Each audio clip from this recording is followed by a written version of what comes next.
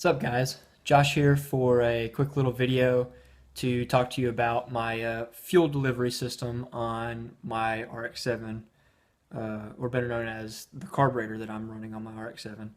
So, just going to give a brief little overview of exactly what I'm using and how you do a basic setup on it to get it ready to go on the car. Alright, so the carburetor that I am running on my car is a WEBER 48 downdraft, so an IDA 48 carb.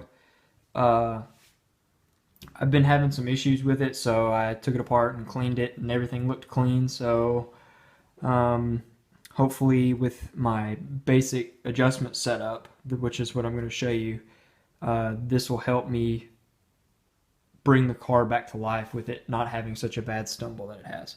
So first things first, on the basic setup, what you want to do is take the idle screw, which is right there, and you're going to want to back it all the way out until the screw itself is not touching the arm or the lever there. So once you have that done, you want to take the carburetor and actually check and make sure that the springs and everything are not in a bind on the throttle shaft, so that it returns back to its most closed form before you move forward with setting this for its initial setup. So I've already checked that with mine. I can't do that. I only have one hand free, so it's clear on mine. So next, what you're going to want to do is set this. You're going to want to check it and watch it and see when the screw actually comes in contact with the lever, which it does right there. So at this point, you're going to want to go in 1.5 turns for your start idle. So half a turn, 1, half turn. I'm actually going to come back a little bit because I went a little too far there. Okay, so that's set now. All right, so with that set, next you go to your air idle screws. So these are your needles that actually go down into the bottom of the carburetor. This is what adjusts your air and fuel flow at idle. So if you see, I don't know if you'll be able to see very well, there's a tiny hole right there. That's where the needles breathe at. So your idle circuit breathes right there. So what you're going to want to do for this is you're going to want to take the screw and you're going to want to bottom it out. Now, when I say bottom it out, I mean lightly snug it, because if you over snug this, you will damage the needle and the needle seat in the carburetor, and that's something that you don't want to do. So you're going to want to screw it in slowly until you feel it get snug.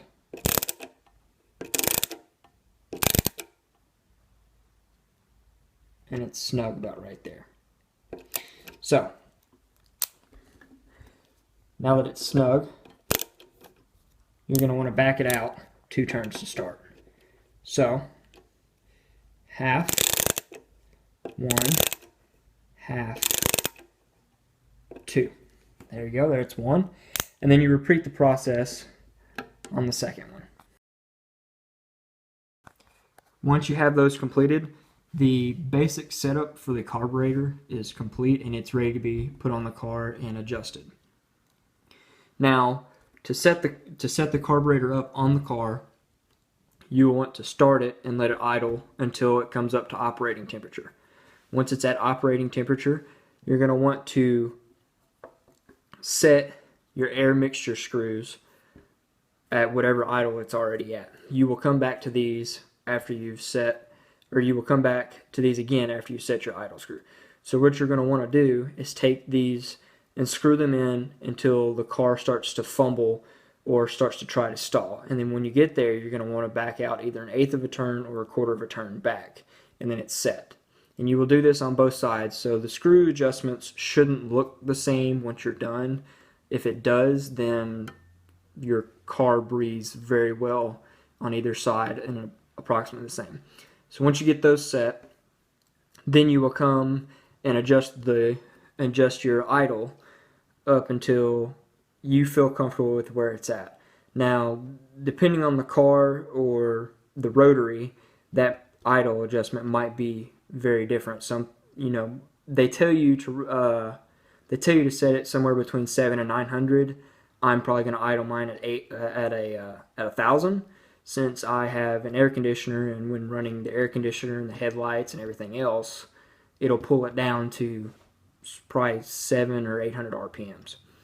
So you will come over here and adjust this to your idle, and then you will come back to your needles and set them again. So you will adjust them back down again and then come back out 1/4 of a turn once the car starts to fumble. The recommendation on your needles is, if you're not within 1.5 to 2.5 turns of being bottomed out, then your needles need to be changed out for either a more rich or more lean set of needles. With the basic setup being completed, these carburetors are very, very simple. There's like 66 or 70 parts in the actual whole carburetor, with most of those being washers and springs and stuff on your main throttle shaft here, your butterfly shaft. It's really easy to swap out jets. You actually, on mine, since I run a Canon air filter on top of mine, you unscrew this screen and you take out the there's 4 jets up there, your 2 main circuits, and then your 2